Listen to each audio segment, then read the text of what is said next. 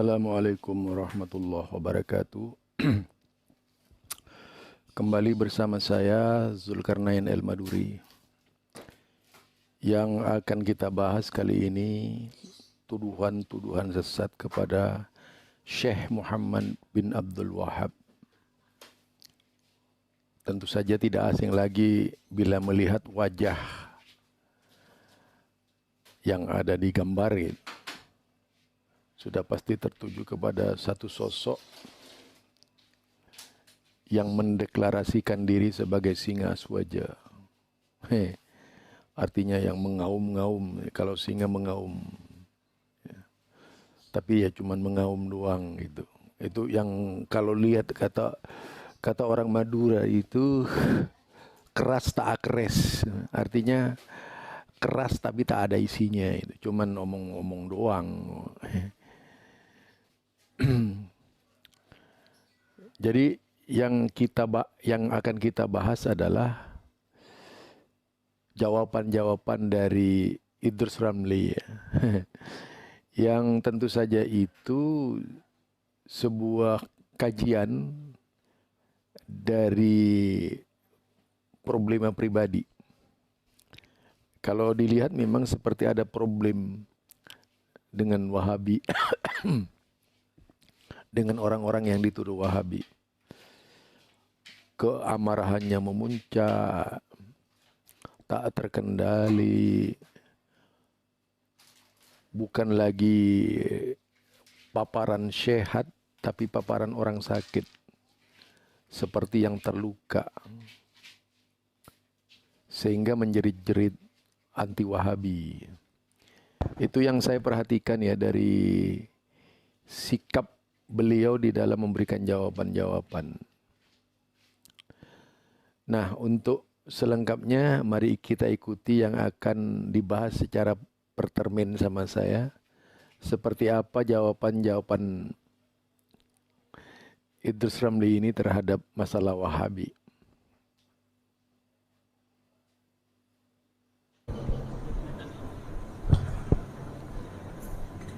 Terima kasih ya.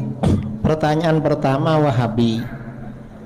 Wahabi ini sudah tidak asing lagi dan sudah menjadi rahasia umum bahwa kelompok Wahabi ini nisbat kepada Syekh Muhammad bin Abdul Wahab An-Najdi.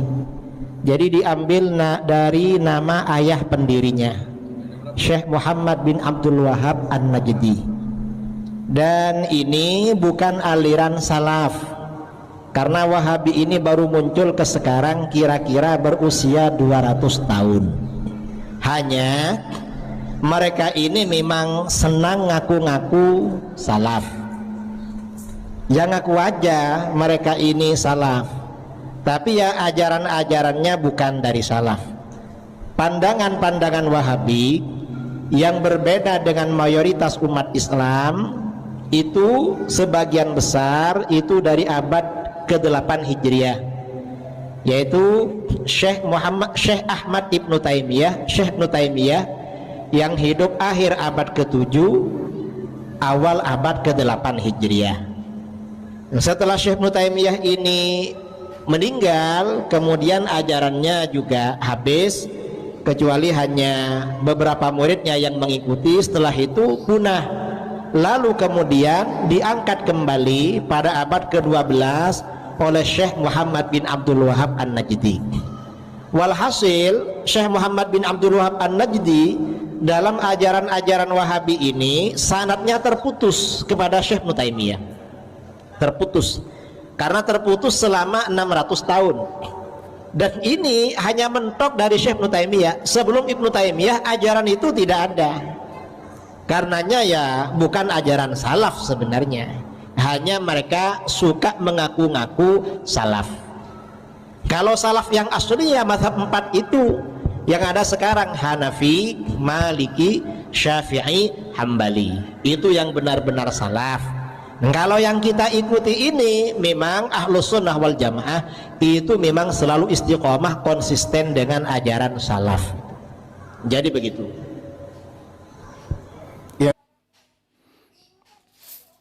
Wow, itu ya jawabannya luar biasa, bahwa Wahabi dari pemaparannya bukanlah pengikut salaf, cuma ngaku-ngaku.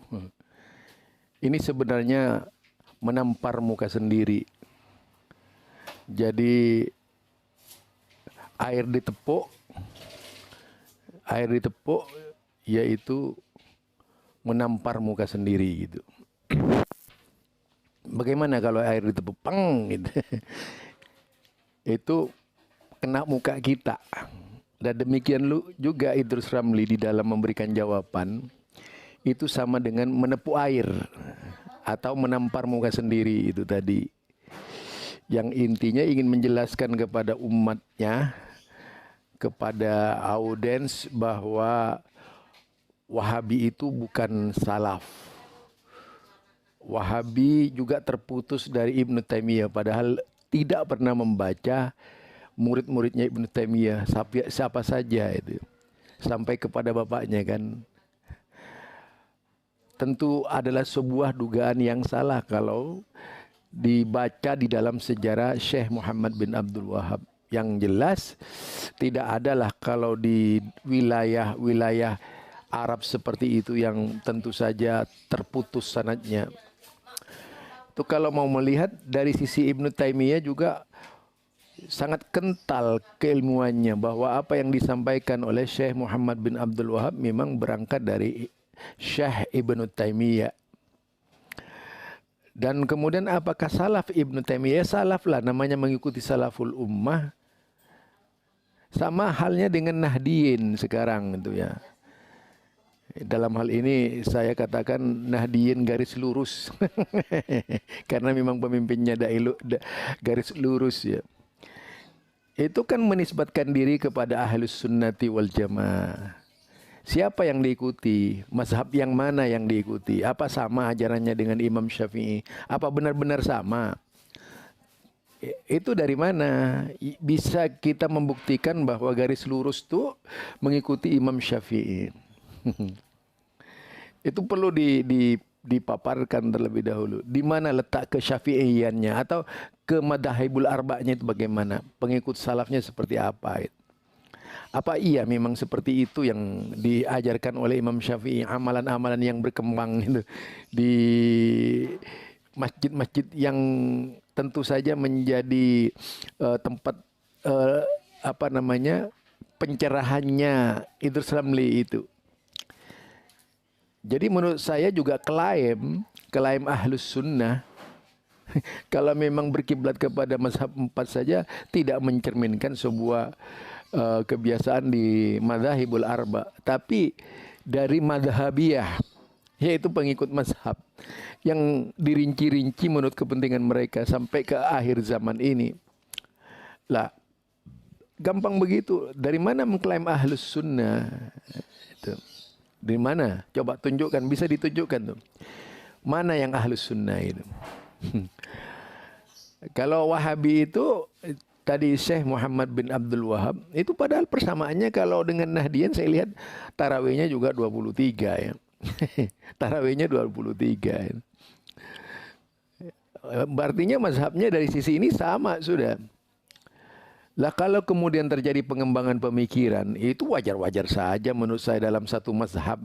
Misalnya yang diikuti Hambali, kemudian Hambaliyah ini mengembangkan pemikiran. Itu banyak dari kalangan ulama-ulama pengikut mazhab yang berbeda dengan gurunya. Termasuk pendapatnya Imam Nawawi dengan Imam Syafi'i juga banyak yang berbeda. Itu sama. Jadi rasanya di sini letak kesalahan paparan sejarah Idrus Ramli.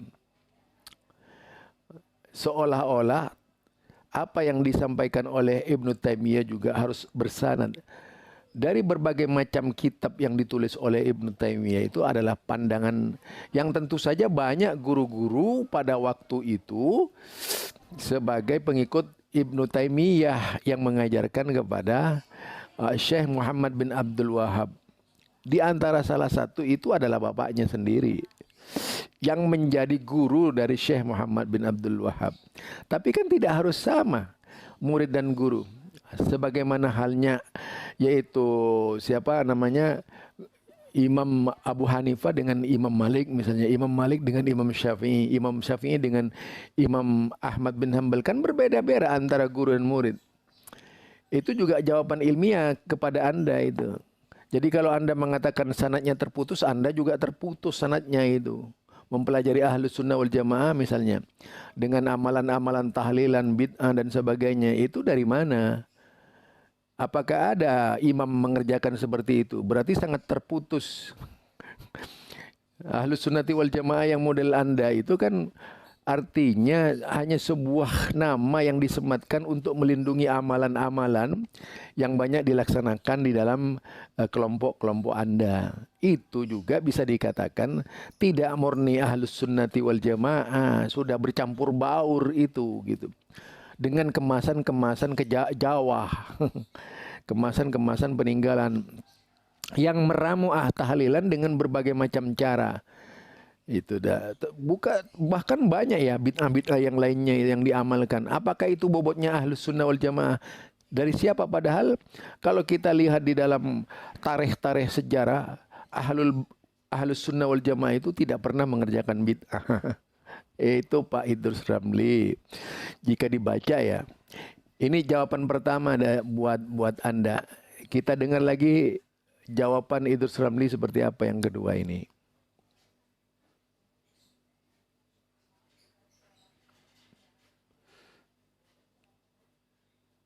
Habis sering sebut kita mesti isbat sifat, isbat zahir.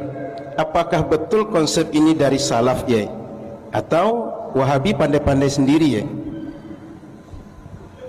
Isbat zahir itu bukan dari salaf ya. Jadi begini, di dalam Al-Quran dan hadis berkaitan dengan zat-zat Allah, itu istilahnya ada ayat-ayat atau hadis-hadis mutasyabihat. Ayat atau hadis mutasyabihat itu artinya ayat atau hadis yang tidak jelas maknanya tidak jelas. Kemudian kebalikan dari mutasyabihat, ada ayat-ayat atau hadis-hadis muhkamat. Muhkamat ini artinya ayat-ayat atau hadis-hadis yang jelas maknanya, tidak menimbulkan keganjilan di dalam hati. Ini muhkamat. Nah, menyikapi ayat-ayat mutasyabihat ini, umat Islam ya, ini ada 3 pendekatan di kalangan umat Islam. Apa pendekatannya? Ahlus Sunnah wal Jamaah menyikapi ayat mutasyabihat, pendekatannya ada 2. Ada pendekatan tafwid, ada pendekatan takwil. Tafwid itu artinya menyerahkan makna ayat mutasyabihat itu sesungguhnya hanya Allah yang maha tahu. Itu tafwid namanya. Takwil artinya mengarahkan ayat atau hadis itu pada makna yang tidak zahir, karena ada dalil. Itu namanya takwil. Misalnya seperti Ar-Rahmanu 'alal 'arsy istawa. Tuhan yang maha pengasih beristiwa kepada arsy atau beristiwa di atas arsy. Kalau ulama salaf, mayoritas ulama salaf, istawa itu pendekatannya tafwid. Artinya apa? Hanya Allah yang mengetahui makna tafwid, makna istawa. Istawa ini hanya Allah yang mengetahui maknanya. Ini kalau yang tafwid. Ada yang takwil. Kalau yang takwil bagaimana? Istawa ini artinya Allah berkuasa kepada arsy. Ini 2 pendekatan. Lalu ada pendekatannya kelompok mujassimah atau musyabbihah yang sekarang diikuti oleh Wahabi. Wahabi menyebutnya ini dengan sebutan isbat, menetapkan. Kata Wahabi, istawa ini artinya Allah duduk-duduk bersemayam di atas arsy. Ini kata mereka, ini isbat, ini pendekatan orang Wahabi. Mengapa mereka menyebut isbat? Mereka untuk menyindir bahwa golongan yang melakukan tafwid atau takwil ini berarti taktil atau menafikan terhadap ayat mutasyabihat. Sebenarnya bukan taktil, bukan meniadakan, bukan menafikan, tetapi bagaimana itu konteksnya menyucikan Allah dari menyerupai makhluk dan menyucikan Allah dari memiliki kekurangan, yang disebut dengan tanzih. Sebenarnya itu.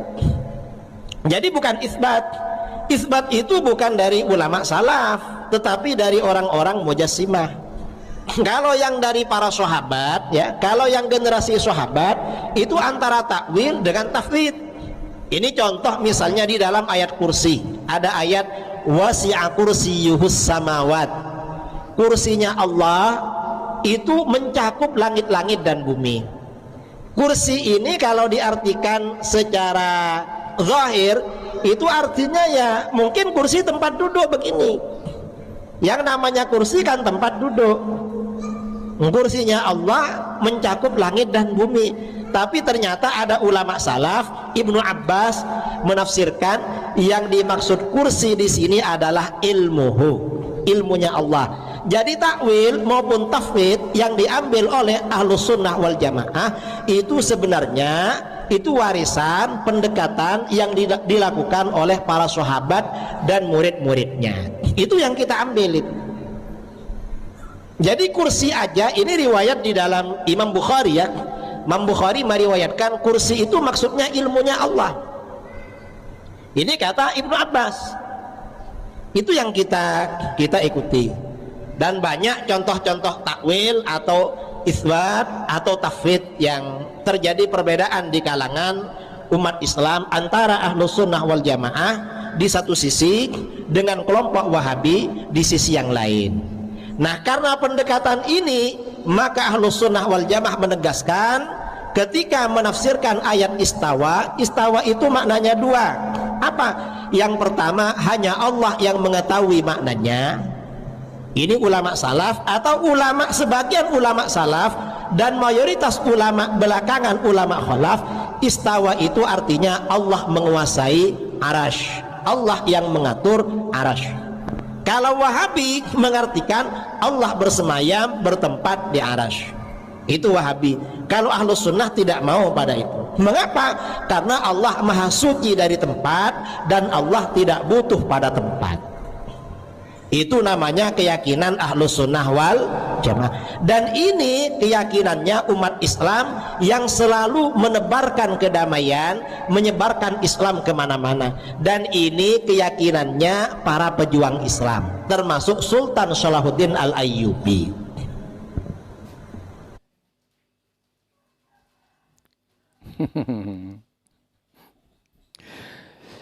Itu jawaban dari Idrus Ramli berkaitan dengan isbat zahir dan ya isbat makna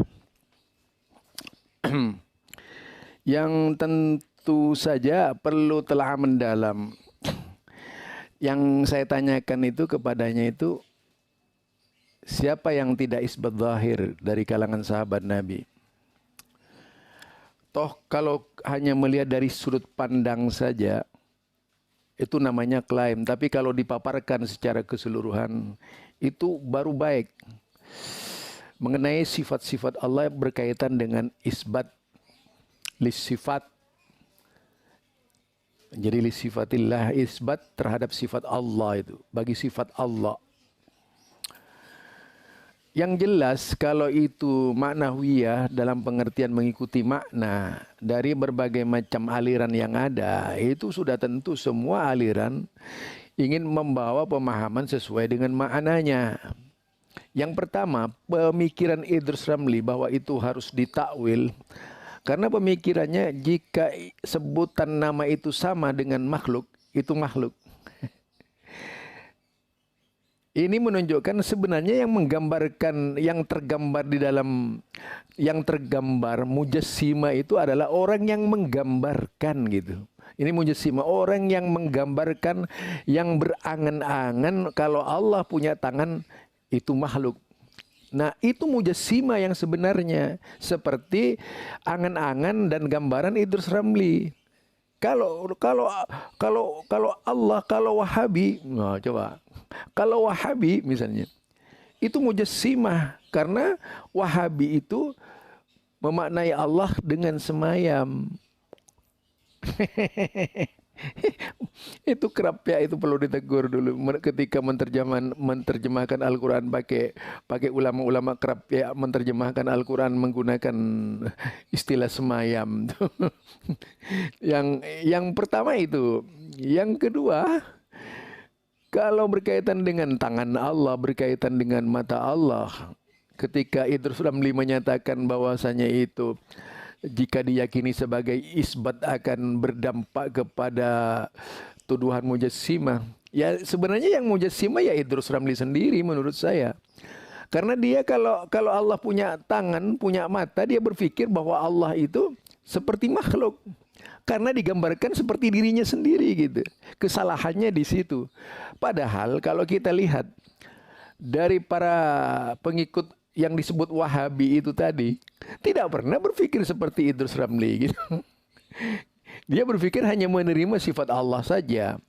Coba silakan, di mana yang mengatakan bahwa orang-orang di apa namanya di Salafi itu mengatakan ketika Allah berkata yadun dikatakan mutasyabihat, ya harusnya diam, bukan diterjemahkan ke dalam bahasa ta'wil. Diamkan aja, terima saja itu ayat itu dari Allah gitu. Ini bukan tafwid. Kalau mengakui itu bukan tafwid, itu diam. Tidak tahu yang sebenarnya. Apa harus ke kanan, apa harus ke kiri. Itu namanya bukan menyerahkan maknanya kepada Allah. Itu namanya bukan tafwid juga. Itu ta'til, malah merusak.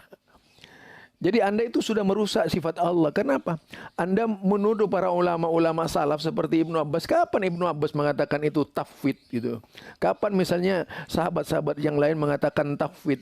Kalau tafwid itu diam, karena memang tidak bisa, yaitu melakukan atau menarik kesimpulan dari dua pemahaman yang berbeda, sehingga harus di tengah-tengah. Ya tidak berkomentar, itu namanya tafwid. Tapi kalau menerima, yaliku bijalalihi misalnya, ya sudah, itu artinya menerima itu sesuai dengan apa yang layak bagi Allah Subhanahu wa taala, yang layak dengan keagungannya. Kan begitu tuh di akhir kalimat para imam-imam yang 4. Bukan tafwid itu namanya. Jadi kalau Anda mengatakan tafwid itu terlalu jauh dari yang diinginkan oleh Allah Subhanahu wa taala, dan Anda berarti merasa lebih pandai dari Allah sehingga perlu mendekati Allah. Kalau Anda Allah itu tidak boleh Anda begini, seolah-olah begitu Anda berbicara terhadap Allah. Saya mau menggunakan logika juga ya. Menghadapi orang logika falaj itu saya harus juga pakai logika gitu. Jadi Anda ini sudah menempatkan Allah seperti makhluknya. Bukan Wahabi yang menyamakan Allah dengan makhluknya, tapi Anda menyamakan dengan makhluknya. Kenapa? Terpikir di dalam benak Anda kalau Allah punya tangan, misalnya kalau Allah punya mata, ya itu sama dengan makhluk. Ini kekeliruan Anda, gambaran Anda yang salah itu. Karena Anda menyamakan Allah itu, yang istilah tangan tadi disamakan dengan makhluk. Itu bedanya. Di sini Anda tergelincir memahami akidah. Ini benar kalau Anda mengatakan mujassimah, itu persis perkataan Jahmiyah. Ya, bagaimana Jahmiyah? Kata Abu Hatim di dalam kitabnya menyatakan tasmiyatuhum, yaitu alamatul Jahmiyah, tasmiyatuhum ahlas sunnati wal jamaah musabbihat atau mujassimah tadi itu. Sedangkan Mu'tazilah ini Mu'tazilah ini coba, Mu'tazilah ini juga sependapat dengan Anda itu. Alamatul Mu'tazilah tasmiyatuhum ahlas sunnati wal jamaah hasyawiyah. Nah itu ya, menuduh zahiri, isbat zahiri itu sama dengan Anda itu menetapkan zahiri itu. Itu ternyata adalah Mu'tazilah yang berpikir begitu, bukan Ahlus Sunnati wal Jamaah. Tidak ada komentarnya Ahlus Sunnati wal Jamaah di abad dahulu kala yang seperti itu, kecuali orang-orang yang ngaku Ahlus Sunnati wal Jamaah dari kalangan kholaf. Karena memang mereka itu adalah duplikat dari Mu'tazilah yang berpakaian Ahlus Sunnati wal Jamaah. Itu loh kalau mau dilacak dengan benar ya. Jadi mengenai istiwa tadi, mengenai istiwa mengenai istiwa, kalau kita lihat, kalau kita baca istiwa itu memang perlu dilihat dari kacamata menyeluruh istiwa itu. Di dalam Imam Qurtubi saja disebutkan dari Ummu Salamah itu bahwasanya istiwa bisa berarti istiqrar dan ulu itu ya.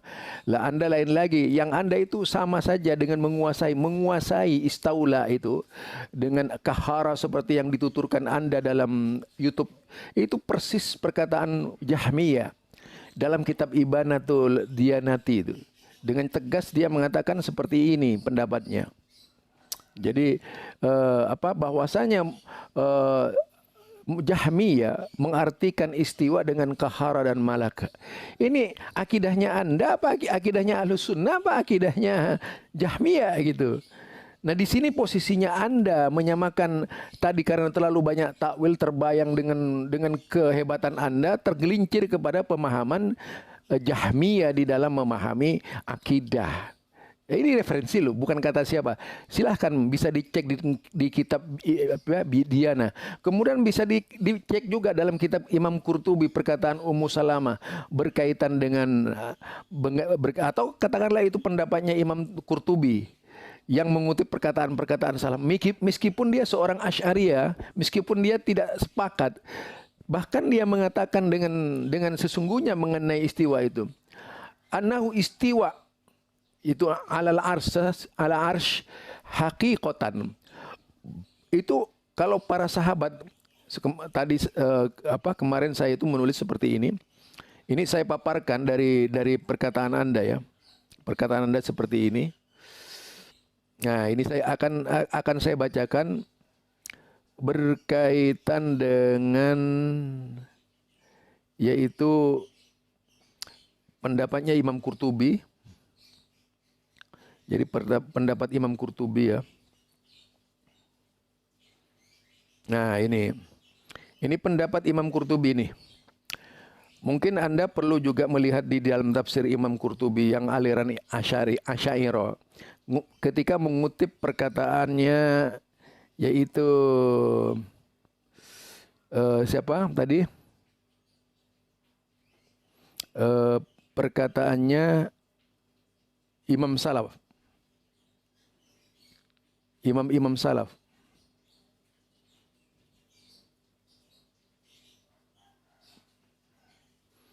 Dia mengatakan seperti ini Imam Qurtubi. Nah, ini ya. Waqad kana salaful awal. Ini dalam kitab tafsir Al-Qurtubi ketika menafsirkan inna rabbakumullahu alladzi khalaqas samawati wal arda fi sittati ayyam summa stawa 'alal arsy. Al-A'raf. Yang artinya sebagai berikut. Ya, qauluhu ta'ala summa stawa 'alal arsy. Nah, ini beliau setelah membahas kemudian mengutip perkataannya salaf, menerangkan tentang salaf. Waqad kana salaful awwal radhiyallahu anhum la yaquluna binafsil jihad. Nah, dikatakan sungguh para salaf awal radhiyallahu anhum mereka tidak mengatakan bahwa mereka menolak arah.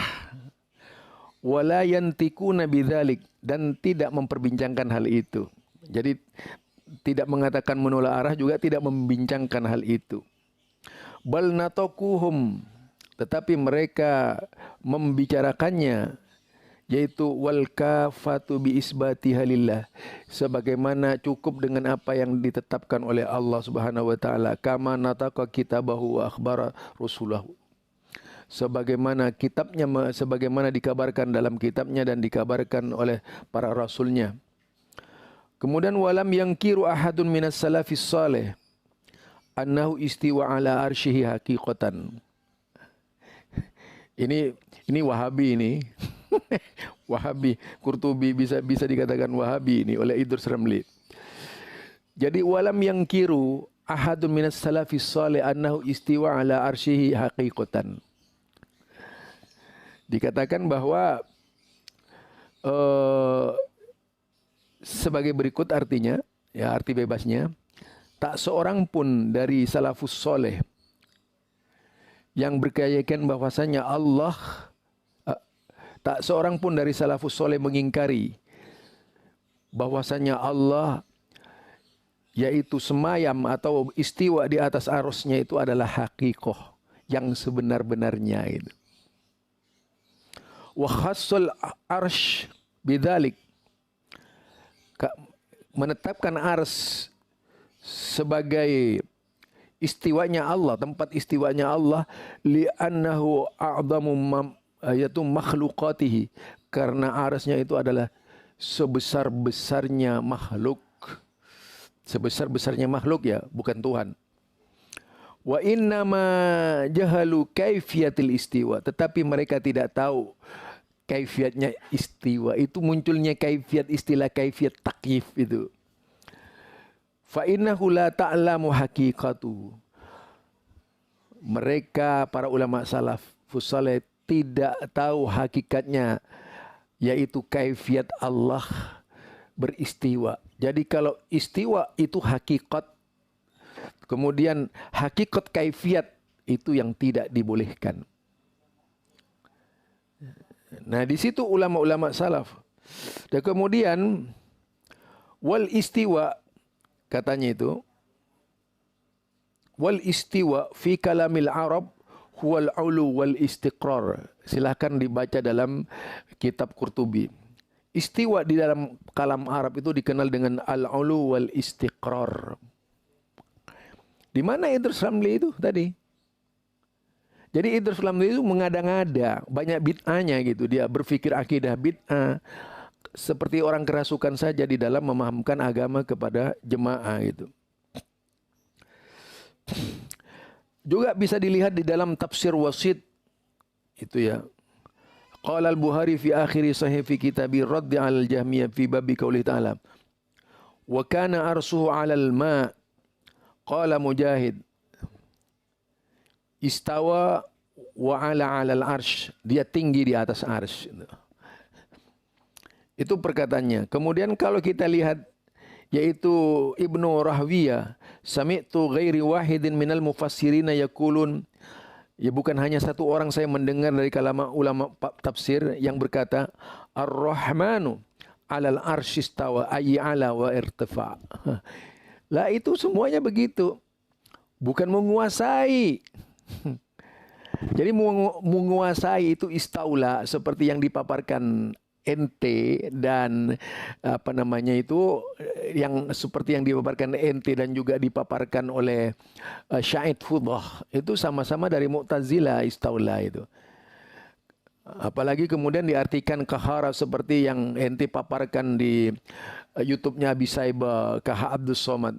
Nah, disebutkan pula di situ dengan menyebut alamat palsu.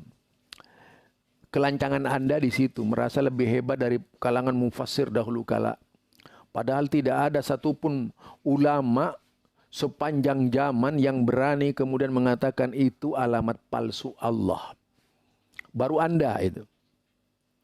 Jadi baru Anda itu. Kalaupun ada orang yang seperti itu mirip-mirip Jahmiyah. Jahmiyah itu. Bukan Ahlus Sunnati wal Jamaah.